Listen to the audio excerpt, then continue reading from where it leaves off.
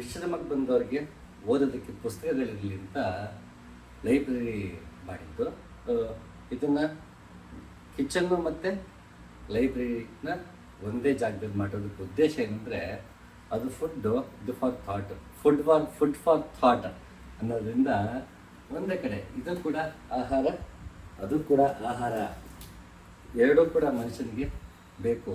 ದೈಹಿಕ ಆರೋಗ್ಯಕ್ಕೆ ಆಹಾರ ಬೇಕು ಅಂದರೆ ಮಾನಸಿಕವಾಗಿ, ನೈತಿಕವಾಗಿ, ಆಧ್ಯಾತ್ಮಿಕವಾಗಿ ನಮಗೆ ಆಹಾರ, ಯೋಗ ಮಾರ್ಗ, ಗುರುವಿನ ಸಾನ್ನಿಧ್ಯ ಮತ್ತು ಪುಸ್ತಕಗಳು, ಜೀವನದ ಅನುಭವ, ಇದಿಷ್ಟು ನಮಗೆ ಬದುಕಿನಕ್ಕೆ ಒಂದು ಆಹಾರವಾಗಿ ನಮಗೆ ಸಹಾಯಕಾರಿಯಾಗುತ್ತೆ. ಹಾಗಾಗಿ ಡೈನಿಂಗ್ ಹಾಲು ಮತ್ತು ಇದನ್ನು ಒಂದೇ ಜಾಗದಲ್ಲಿ ಮಾಡಿರುವಂಥದ್ದು. ಇದು ಮಹಾಭಾರತವನ್ನು ಒಂದು 40-50 ವಾಲ್ಯೂಮ್ ಆಗಿ ಅನುವಾದ ಮಾಡಿದ್ದಾರೆ. ಸಂಸ್ಕೃತ ಶ್ಲೋಕಗಳು ನಮಗೆ ಸಿಗುತ್ತೆ, ಹಾಗೆ ಅದರ ಅನುವಾದವು ನಮಗೆ ಸಿಗ್ತಾ ಹೋಗುತ್ತೆ. ಇದು ಮಹಾಭಾರತದ ಅನುವಾದ. ಮೂಲ ಗ್ರಂಥಗಳ ಪರಿಚಯ ಸಾಮಾನ್ಯ ಜನರಿಗೆ ಸಿಗೋದು ಕಷ್ಟ, ಎಲ್ಲಿ ಹುಡುಕಬೇಕು ಇತ್ತು ಅಂತ ಕಷ್ಟ ಆಗುತ್ತೆ. ನಮಗಿದು ಇದನ್ನು ತೊಗೊಂಡಿದ್ದು ವೇದಾಂತ ಭವನದಲ್ಲಿ ತೊಗೊಂಡಿದ್ದು. ಒಂದು ಪುಸ್ತಕಕ್ಕೆ ಇದು 200 ರೂಪಾಯಿ, ಮುಂಚೆ 75 ರೂಪಾಯಿ ಇತ್ತು, ಈಗ ಒಂದು ಪುಸ್ತಕಕ್ಕೆ 200 ರೂಪಾಯಿ ಆಗಿದೆ. ಸರ್ವೇ ಸಾಮಾನ್ಯ, ಎಲ್ಲರದ್ದು ಬೆಲೆ ಹೆಚ್ಚಾಗ್ತಾ ಹೋಗ್ತಿರುತ್ತೆ. ಹಾಗೆ ಇದು ಮಹಾಭಾರತದ ಪುಸ್ತಕಗಳು. ಯಾಕೆ ಇಲ್ಲಿ ಮೂಲ ಗ್ರಂಥವನ್ನು ಇಡಬೇಕಾಗಿ ಬಂತು ಅಂದರೆ, ಸಾಮಾನ್ಯ ಜನರಿಗೆ ಟಿ ವಿ ಸೀರಿಯಲ್ ನೋಡೋಣ, ಇನ್ಯಾರೋ ಹೇಳಿದ್ದನ್ನು ಕೇಳೇನೋ ಅದನ್ನು ನಂಬಿಡ್ತಾರೆ, ಅದೇ ಸತ್ಯ ಇರಬೇಕು ಅಂತ. ಕೊನೆಗೆ ಅದನ್ನೇ ಪ್ರತಿಪಾದನೆ ಮಾಡ್ತಾ ಕೂಡ ಹೋಗ್ತಾರೆ. ಉದಾಹರಣೆ, ಕೃಷ್ಣ ಏನಕ್ಕೆ ನವಿಲ್ಗರಿ ಇಟ್ಕೊಂಡಿದ್ದಾನೆ ಅಂತಂದರೆ ಅದಕ್ಕೆ ಇವ್ರು ಕೊಡೋ ಕಾರಣ, ವಾಟ್ಸಪ್ ಯೂನಿವರ್ಸಿಟಿಯವರು ರಾಮ ಸೀತೆನ ಹುಡ್ಕೊಂಡು ನೀರು ಹುಡ್ಕೊಂಡು ಹೋಗ್ತಿದ್ದಾಗ ಕಾಡಲ್ಲಿ ರಾಮ ಮತ್ತು ಸೀತೆ, ಅಲ್ಲಿ ಒಂದು ನವಿಲು ಬರುತ್ತೆ, ಅದು ದಾರಿ ತೋರಿಸ್ತಾ ಹೋಗ್ಬೇಕಿರುತ್ತೆ. ಇವ್ರು ನಿಧಾನಕ್ಕೆ ನಡೀತಾರೆ, ಅದು ಹಾಕ್ಕೊಂಡು ಹೋಗ್ಬಿಡುತ್ತೆ. ಹಾಗಾಗಿ ಅವರು ಅದ್ರ ಜೊತೆಗೆ ಸಮನಾಗಿ ಹೋಗೋದು ಕಷ್ಟ ಆಗತ್ತೆ ಅಂತ ಅದು ಒಂದೊಂದೇ ಪುಕ್ಕ ಬೀಳಿಸ್ತಾ ಹೋಯ್ತಂತೆ. ಒಂದೊಂದೇ ಪುಕ್ಕ ಬೀಳಿಸಿ ಅವ್ರನ್ನ ನೀರಿನ ಜಾಗ ಕಳ್ಕೊಂಡು ಹೋಯ್ತಂತೆ. ಅದು ಪುಕ್ಕಗಳೆಲ್ಲ ಕಳ್ಕೊಳ್ತಾ ಅದು ಪ್ರಾಣವನ್ನು ಕಳ್ಕೊಳ್ತಂತೆ.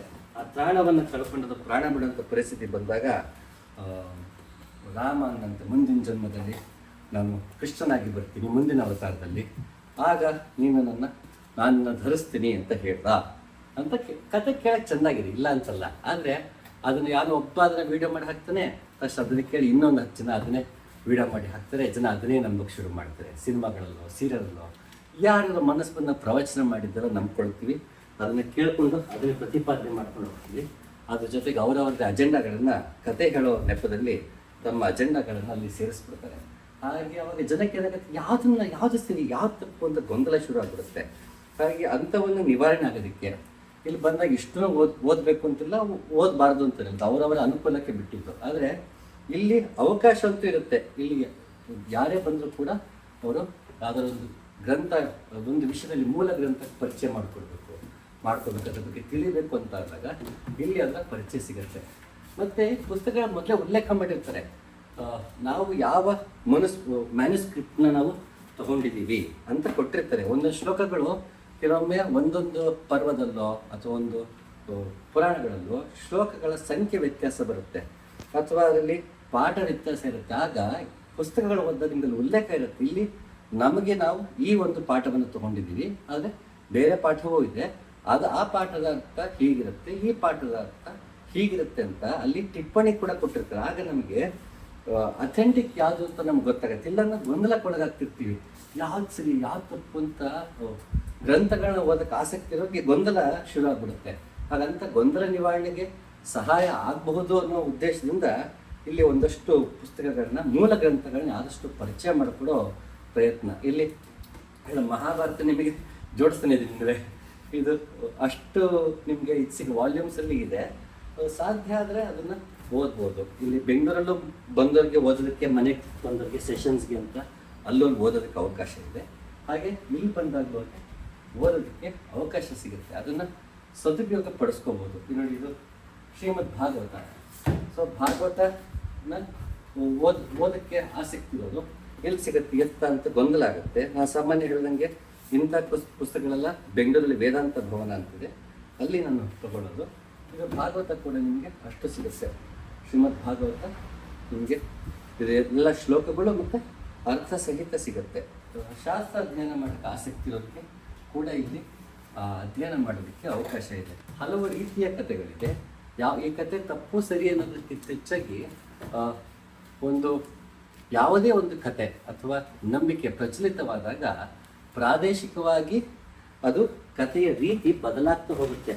ಒಂದೊಂದು ಪ್ರದೇಶಕ್ಕೂ ಅದು ಒಂದೊಂದು ಕಾಲಮಾನಕ್ಕೂ ಒಂದೊಂದು ಸಮುದಾಯಕ್ಕೂ ಕತೆ ಹೇಳುವ ಬಗೆ, ಕಥೆಯಲ್ಲಿರುವ ಅಂಶಗಳು, ಪಾತ್ರಗಳ ಮುಕ್ತಾಯ, ಹೀಗೆ ಹಲವಾರು ವ್ಯತ್ಯಾಸ ಆಗುತ್ತೆ. ನಾವು ಇದನ್ನ ಕತೆ ತಗೊಂಡ್ರೆ, ಜಮದಗ್ನಿ ಕತೆ ತಗೊಂಡ್ರೆ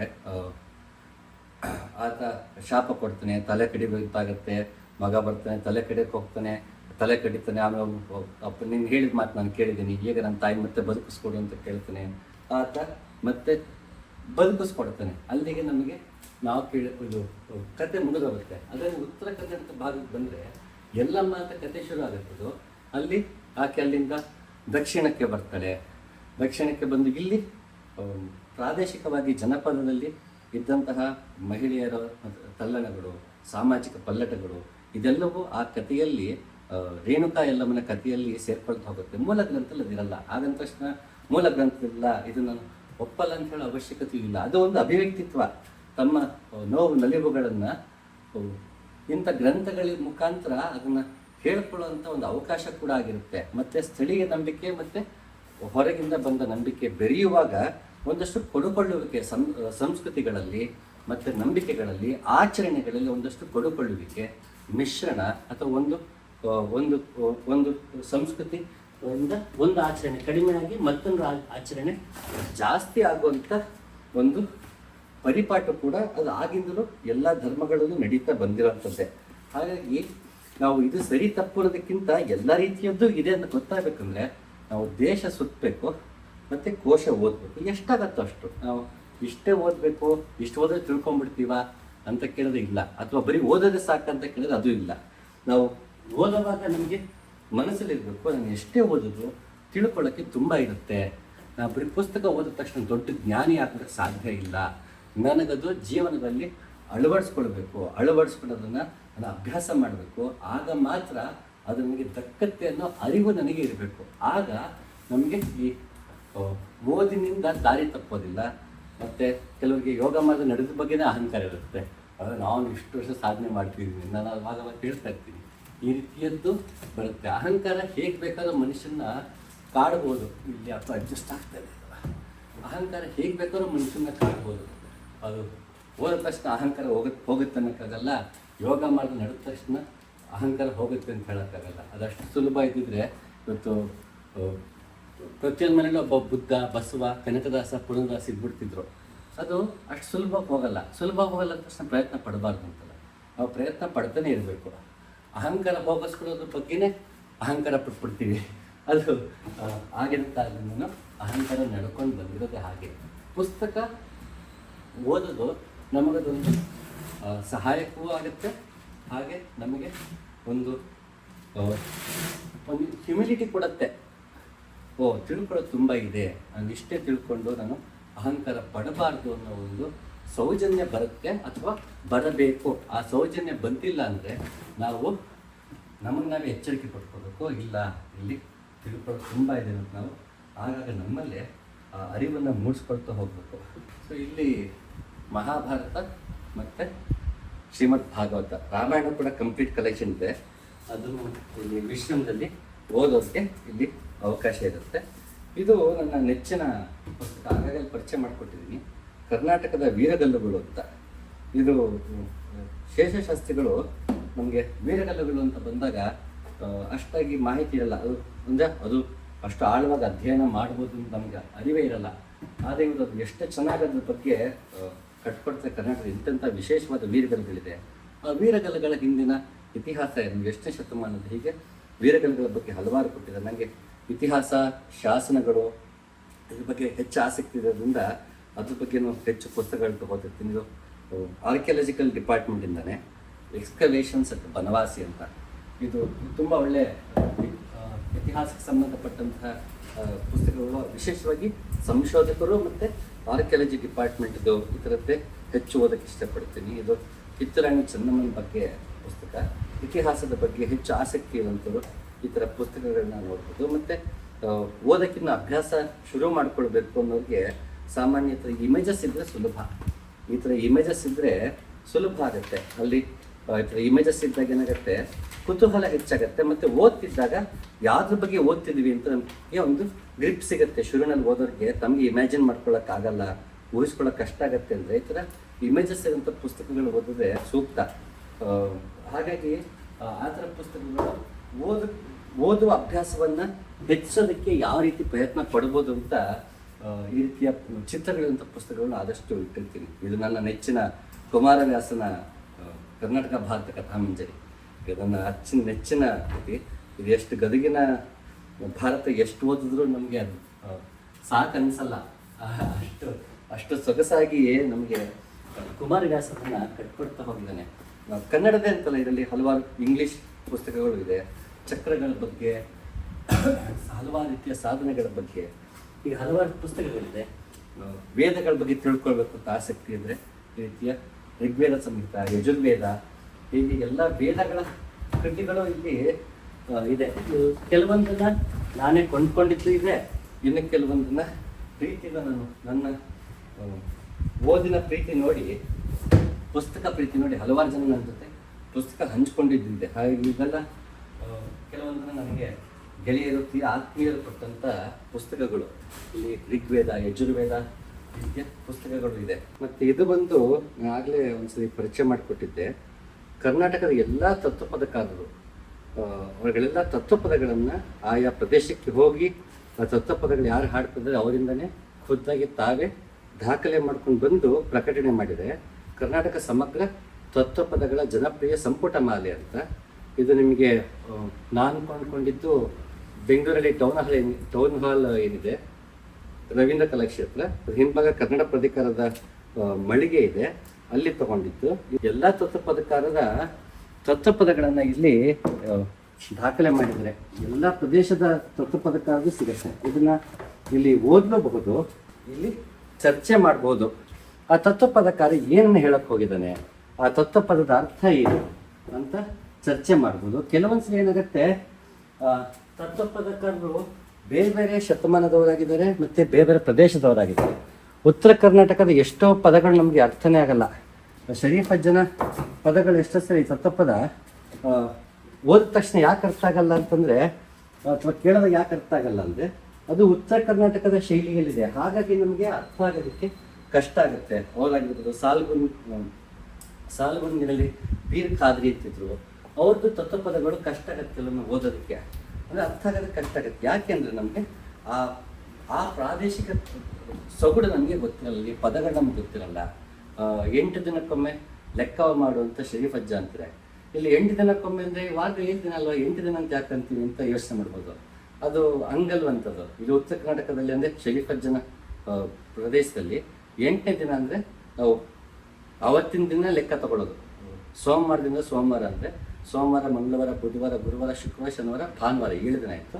ಮತ್ತೆ ಸೋಮವಾರ 8ನೇ ದಿನ, ಸೋಮವಾರದಿಂದ ಸೋಮವಾರ 8ನೇ ದಿನ ಆದ್ರಿಂದ 8 ದಿನಕ್ಕೊಮ್ಮೆ ಲೆಕ್ಕ ಹಾಕು ಅಂತ ಹೇಳ್ತಾರಂತೆ. ಇದು 8 ದಿನಕ್ಕೊಮ್ಮೆ ಅಂದಾಗ ಮಾಮೂಲಿ ಯೋಚನೆ ಮಾಡಿದಾಗ ನಮಗೆ ಗೊತ್ತಾಗಲ್ಲ ಏನು ಹೇಳ್ತಾರೆ ಅಂತ. ಅದೇ ಆ ಪ್ರದೇಶದ ಸಂಸ್ಕೃತಿ, ಅಲ್ಲಿಯ ಒಂದು ಪದ್ಧತಿಗಳು ನಮ್ಗೆ ಗೊತ್ತಾದಾಗ ನಮ್ಗೆ ಸರಿ ಈ ಅರ್ಥದಲ್ಲಿ ಹೇಳಿದ್ದಾರೆ ಅಂತ ನಮಗೆ ಅನಿಸುತ್ತೆ. ಹಾಗೆ ಅದು ಕೆಲವೊಮ್ಮೆ ಆ ಥರ ಚರ್ಚೆ ಆಗೋದಕ್ಕೂ ಒಂದು ಒಳ್ಳೆಯ ಅವಕಾಶ ಸಿಗ್ತಾ ಹೋಗುತ್ತೆ. ಇಲ್ಲಿ ಕವನಗಳು ಸಿಗುತ್ತೆ. ಮತ್ತು ನನ್ನ ನೆಚ್ಚಿನ ವಿಜ್ಞಾನಿ ಹಾಗೂ ಕಾದಂಬರಿಕಾರರು, ಮತ್ತು ಕಥೆಗಳನ್ನು ಬರೆಯುವಂಥವ್ರು ಅವರು KN ಗಣೇಶಿ ಅಂತ ಹಾಗೆ ಉಲ್ಲೇಖ ಮಾಡ್ತಿರ್ತೀನಿ. ಇಲ್ಲಿ ಹಲವಾರು ವಿಶ್ರಮದಲ್ಲಿ ಅಧ್ಯಾತ್ಮದಷ್ಟೇ ಪುಸ್ತಕಗಳಿರುತ್ತೆ ಅಂತಲ್ಲ, ಇಲ್ಲಿ ಕತೆ ಕಾದಂಬರಿಗಳು ಇರುತ್ತೆ. ನನ್ನ ನೆಚ್ಚಿನ ರೋಚಕ ಕಥೆಗಳು ನಮ್ಮ KN ಗಣೇಶಿ ಅವ್ರದ್ದು ಗುಡಿಮಲ್ಲಂ, ಕನಕ ಮುಸುಕು ಅಂತೇಳಿ. ಕನಕ ಮುಸುಕು ಬಂದು ಸೋಮನಾಥ ಟೆಂಪಲ್ ಏನಿದೆ ಸೋಮನಾಥಪುರದಲ್ಲಿ, ಮೈಸೂರು ಹತ್ರ, ಅಲ್ಲಿ ಒಂದು ದೇವಸ್ಥಾನ ಇಟ್ಕೊಂಡು ಅದರ ಒಂದು ಐಕೋನೋಗ್ರಫಿ, ಹಾಗೆ ಜೈನ ಧರ್ಮ ಆಗಿನ ಕಾಲದ ರಾಜಕೀಯ ಸ್ಥಿತಿಗಳು ಹೇಗಿತ್ತು, ಹೀಗೆ ಹಲವಾರು ವಿಷಯಗಳು ಇಟ್ಕೊಂಡು ಒಂದು ರೋಚಕ ಕಾದಂಬರಿಯನ್ನೇ ಬರ್ಕೊಡ್ತಾರೆ. ಹೊರನಾಟಕ ನೋಡಿದ ತಕ್ಷಣ ಅದು ಟ್ರೆಷರ್ ಹಂಟ್ ಥರ ಇರುತ್ತೆ. ಆದರೆ ಟ್ರೆಷರ್ ಹಂಟ್ ಒಂದು ನೆಪ ಮಾಡಿಕೊಂಡು ಇಡೀ ಆ ಕಾಲದ ಇತಿಹಾಸವನ್ನು ನಿಮಗೆ ಕಟ್ಕೊಡ್ತಾ ಹೋಗ್ತಾರೆ. ಯಾವ ರೀತಿ ಒಬ್ಬ ರಾಜನ ಪತನವೋ ಅಥವಾ ಒಬ್ಬ ರಾಜ ಗೆಲ್ಲುವುದರಿಂದ ಅದು ಧಾರ್ಮಿಕವಾಗಿ ಸಾಮಾಜಿಕವಾಗಿ ಯಾವ ರೀತಿ ನಮಗೆ ಪರಿಣಾಮ ಬೀರುತ್ತೆ ಅನ್ನೋ ಹಲವಾರು ವಿಷಯಗಳನ್ನ ಅವರು ಪರಿಚಯ ಮಾಡಿಕೊಡ್ತಾ ಹೋಗ್ತಾರೆ. ಇದು ಮತ್ತೆ ಇನ್ನೊಂದು ವಿಶೇಷ ಏನಂದರೆ, ಒಂದು ಪುಸ್ತಕ ಒಂದು ಕಾದಂಬರಿ ಓದೋದ್ರಿಂದ ಅದನ್ನು ಇನ್ನೂ 100 ಪುಸ್ತಕಗಳು ಪರಿಚಯ ಆಗುತ್ತೆ. ಕೆಲ ಸಿಟೇಷನ್ಸ್ ಕೊಡ್ತಾರೆ, ಯಾವ ವೆಬ್ಸೈಟಿಂದ ಅವ್ರು ರಿಸರ್ಚ್ ಮಾಡಿದ್ದಾರೆ, ಯಾವ ಪುಸ್ತಕ ರೆಫರ್ ಮಾಡಿದ್ದಾರೆ, ಹೀಗೆ ಹಲವಾರು ವಿಷಯಗಳು ನಮಗೆ ಸಿಗುತ್ತೆ. ಇಲ್ಲಿ ಕಲ್ದವಸಿ ಅಂತ ಗಣೇಶಯ್ಯವರು ಕಥಾ ಸಂಕಲನ, ಇದರಲ್ಲಿ ರಾಮಾಯಣ ದರ್ಶನದಲ್ಲಿ ಕುವೆಂಪು ಅವರು ರಾಮಾಯಣ ದರ್ಶನದಲ್ಲಿ ಕಲ್ದವಸಿ ಒಂದು ಚಿಕ್ಕದೊಂದು ಅಂಶ ಬಂದು ಹೋಗುತ್ತೆ. ಅದನ್ನ ಇಟ್ಕೊಂಡೇ ಕತೆ ಒಂದು ಕಥೆಯನ್ನೇ ಬರ್ಕೊಡ್ತಾರೆ, ಕಲ್ದವಸಿಯಿಂದ ಏನು ಅಂತ.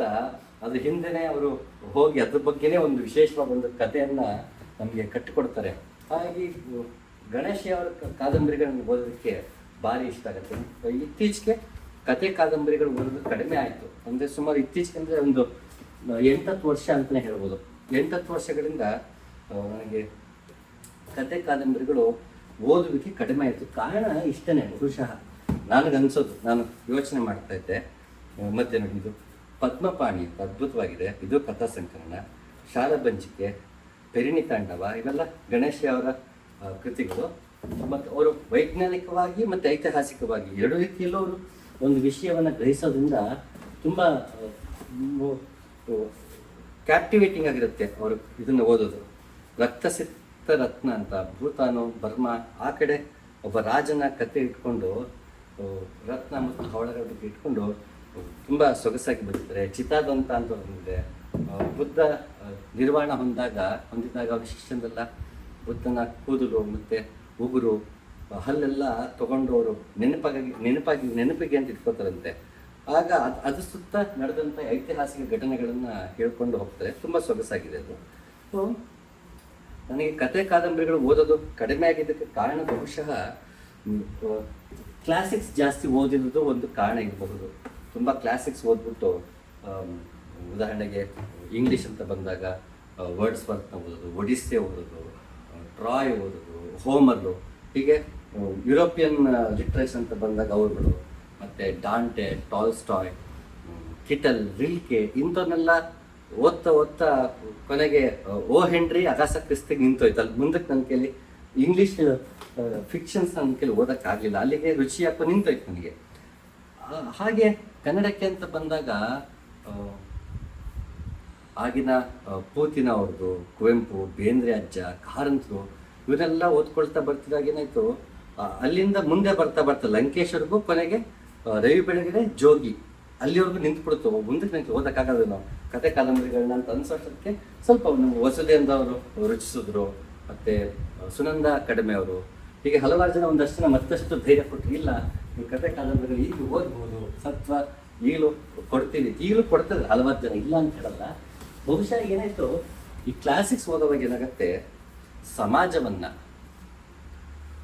ಸೈದ್ಧಾಂತಿಕ ವೈಚಾರಿಕ ನೆಲೆಯಲ್ಲಿ ಸಮಾಜವನ್ನು ನೋಡುವಂತಹ ಕೃತಿಗಳು. ಅದು ಬೇಂದ್ರೆ ಅಜ್ಜ ಇರ್ಬೋದು, ಕುವೆಂಪು ಇರ್ಬೋದು, ನವೋದಯ ನವ್ಯ ಇಂದ ಹಿಡಿದು ನಾವು ಸಾಹಿತ್ಯವನ್ನು ನೋಡ್ತಾ ಬಂದರೆ ಸಮಾಜವನ್ನು ತಮ್ಮ ವೈಚಾರಿಕ ನೆಲೆಯಲ್ಲಿ, ಸೈದ್ಧಾಂತಿಕ ನೆಲೆಯಲ್ಲಿ ಮತ್ತು ಎಲ್ಲರನ್ನು ಒಗ್ಗೂಡಿಸುವಂತಹ ಒಂದು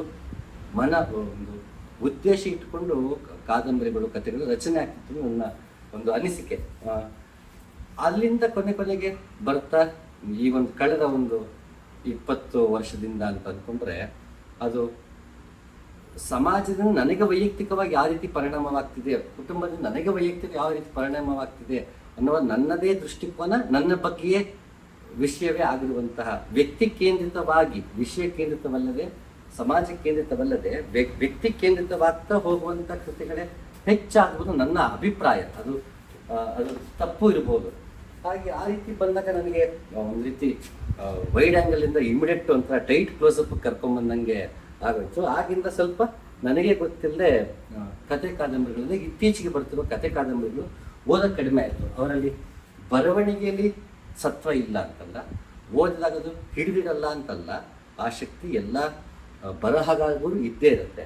ಆದರೆ ಆ ವಿಷಯ ಆಯ್ಕೆ, ವಿಷಯವನ್ನು ಪ್ರಸ್ತಾಪಿಸುವ ರೀತಿ, ವಿಷಯವನ್ನು ನೋಡುವ ರೀತಿ, ಅದನ್ನು ಓದುಗನಿಗೆ ಮುಟ್ಟಿಸುವ ರೀತಿ, ಆ ಮುಟ್ಟಿಸುವಾಗ ಅವನಲ್ಲಿ ಯಾವ ರೀತಿ ಓದುಗನಲ್ಲಿ ಪರಿಣಾಮ ಬೀರುತ್ತೆ, ಇದೆಲ್ಲ ವಿಷಯಗಳು ನೋಡಿದಾಗ ನನಗೆ ಅದು ಕಡಿಮೆ ಆಗ್ತಾ ಬಂತು. ಹಾಗೆ ಅವರು ಸಿಗ್ತಾರೆ ನಮಗೆ ಇಲ್ಲಿ. ಪೂತಿನ ಕೂಡ ಸಿಗ್ತಾರೆ. ಪೂತಿನ ಸಮಗ್ರ ಕಾವ್ಯವೂ ನಮಗೆ ಇಲ್ಲಿ ಓದೋದಕ್ಕೆ ಸಿಗುತ್ತೆ. ಹಾಗೆ ಜೋಗಿಯವರ ಪುಸ್ತಕವೂ ಇಲ್ಲಿ ನಮಗೆ ಸಿಗುತ್ತೆ. ಮತ್ತು ನನ್ನ ನೆಚ್ಚಿನ ಸಾಹಿತಿ ತೇಜಸ್ವಿ, ನನ್ನ ನೆಚ್ಚಿನ ಎಲ್ಲರ ನೆಚ್ಚಿನ ತೇಜಸ್ವಿ ಕೂಡ ನಮಗಿಲ್ಲಿ ಸಿಗ್ತಾರೆ. ಇದನ್ನು ವಿಶೇಷವಾದ ಕೃತಿ ಇದು, ಅಲ್ಲಮ ಮತ್ತು ಕಬೀರ ಅಂತ. ತುಂಬ ಸೊಗಸಾಗಿದೆ. ಇದನ್ನು ನಾನು ಅಂಕಿತನಲ್ಲಿ ತೊಗೊಂಡಿದ್ದು ಅನಿಸುತ್ತೆ. ತುಂಬ ಸೊಗಸಾಗಿ ಒಬ್ಬರು ಬರೆದಿದ್ದಾರೆ. ಇದು ಅನುವಾದ ಪ್ರೇಮ್ ಕುಮಾರ್ ಅನ್ನೋರು ಅನುವಾದ ಮಾಡಿರೋದು.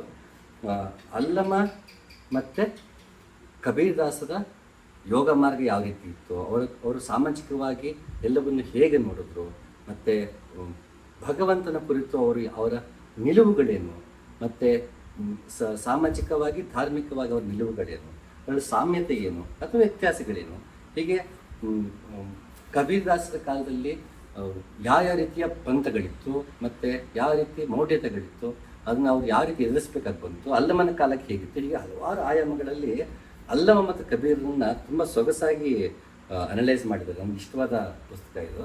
ಹೀಗೆ ಹಲವಾರು ಪುಸ್ತಕಗಳು ಸಿಗುತ್ತೆ. ನನಗೆ ಒಂದು ಕಾಲದಲ್ಲಿ ರೋಚಕವಾಗಿರ್ಬೋದು ತುಂಬ ಆಸೆ ಇತ್ತು. ಹಾಗಾಗಿ ಹಂಟಿಂಗ್ ರಿಲೇಟೆಡ್ ಪುಸ್ತಕಗಳನ್ನ ತುಂಬ ಓದ್ತಿದ್ದೆ. ಅದರಲ್ಲೂ ತೇಜಸ್ವಿ ತುಂಬ ಚೆನ್ನಾಗಿ ಅನುವಾದ ಕೂಡ ಮಾಡಿದ್ದಾರೆ. ಜಾಲಹಳ್ಳಿಯ ಕುರುಕ ಅಂತ, ಇದು ಹಂಟಿಂಗ್ ಸಂಬಂಧಪಟ್ಟಂತೆ ಕನ್ನಡಕ್ಕೆ ಅನುವಾದ ಮಾಡಿರೋದು. ಸೊ ಅದು ಕಾರ್ವಾಲೋ ಮತ್ತು ನಮ್ಮ ನೆಚ್ಚಿನ ಕನ್ನಡ ಕೊಬ್ಬರಿಯ ಕೈಲಾಸಮ್ಮ ಅವರ ಕೃತಿಗಳು ನನಗೆ ತುಂಬ ಇಷ್ಟ. ಆಗೋದು ಇರುತ್ತೆ. ಜೋಗಿ ಹೊಸದಿಂದ ಇದನ್ನೆಲ್ಲ ಸತತವಾಗಿ ಅದು ಓದ್ಕೊಂಡೇ ಬಂದಿದ್ದೀನಿ. ಈಗಲೂ ಅದು ಇತ್ತೀಚೆಗೆ ನಾನು ಹೇಳ್ದಂಗೆ ಕಡಿಮೆ ಆಗಿದೆ ಓದೋದು, ಬಟ್ ಅವರ ಬರವಣಿಗೆ ನನಗೆ ಇಷ್ಟ ಆಗುತ್ತೆ. ಮತ್ತು ಹೇಳ್ದಂಗೆ ವಿಶೇಷವಾಗಿ ನಮಗೆ ಸುನಂದ ಕಡಿಮೆಯವರ ಬರವಣಿಗೆ ತುಂಬ ಇಷ್ಟ. ತೇಜಸ್ವಿಯವರ ಪುಸ್ತಕಗಳು, ಕುವೆಂಪು ಅವರ ಪುಸ್ತಕಗಳು, ಎಲ್ಲ ರೀತಿಯ ಅಧ್ಯಾತ್ಮದಲ್ಲಿದ್ದೀವಿ ಅಂದ ತಕ್ಷಣ ಬರೀ ಅಧ್ಯಾತ್ಮದ ಪುಸ್ತಕಗಳೇ ಓದಬೇಕು ಅಂತ ಯಾವ ನಿಯಮಗಳು ಇಲ್ಲ. ನಾವು ಎಲ್ಲ ರೀತಿಯ ಪುಸ್ತಕಗಳನ್ನು ಓದ್ಬೋದು. ಹಾಗೆ ಇತ್ತೀಚೆಗೆ ಇಷ್ಟ ಆದ ಲೇಖಕರು ಅಂದರೆ ಕರಣಂ ಪವನ್ ಪ್ರಸಾದ್. ಇತ್ತೀಚಿನ ಅನ್ನೋಕ್ಕಾಗಲ್ಲ, ನಾನು ಇತ್ತೀಚೆಗೆ ಓದಿದ್ದು. ಈಗಿನ್ನೂ ಬೇರೆ ಬೇರೆ ಬರಹಗಾರ ಬಂದಿರ್ಬೋದು. ನಾನು ಆಗಲೇ ಹೇಳ್ದಂಗೆ ಈಗ ಕತೆ ಕಾದಂಬರಿ ಓದೋದು ಸ್ವಲ್ಪ ಕಡಿಮೆ ಆಗಿದೆ. ದೇವದತ್ ಪಟ್ನಾಯಕ್ ಅಂತ ನನಗೆ ತುಂಬ ಇಷ್ಟವಾದ ವ್ಯಕ್ತಿ. ಇವ್ರದ್ದು ಶಿಖಂಡಿ ಅಂತಂಬೋದು, ಪ್ರೆಗ್ನೆಂಟ್ ಕಿಂಗ್, ಹಾಗೆ 7 secrets of Shiva, 7 secrets of Vishnu, 7 secrets of Devi ಅಂತಿಗೆ ಹಲವಾರು ವಿಷಯಗಳನ್ನ ಲಾಜಿಕಲ್ ಅಪ್ರೋಚ್ ಇಟ್ಕೊಂಡು ತುಂಬ ಚೆನ್ನಾಗಿ ಬರೀತದೆ.